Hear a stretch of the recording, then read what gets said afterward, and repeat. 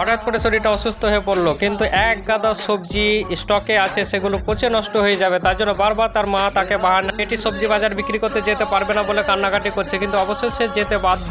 নাছোড়বাঁধা বন্ধুটি তাকে বারবার কথা বলতে চাইছে, সেটা থেকে সে দূরে চলে যেতে চায়। জানে লিসা কোনো কথা বলবে না, তার জন্য সে কি করে, তার সবজির টমেটোর কাছে একটি চিঠি লিখে চলে যায়। বোঝাতে চায়, লিসা তোমার সবসময় আমি পাশে আছি, আমাকে ইগনোর করো না।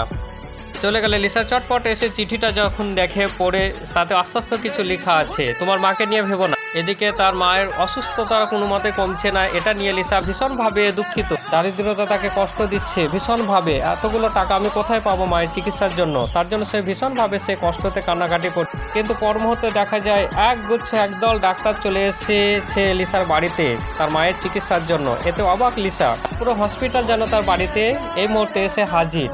এর পেছনে আছে তার হাত। এতগুলো ডাক্তারকে কাছে পেয়ে লিসা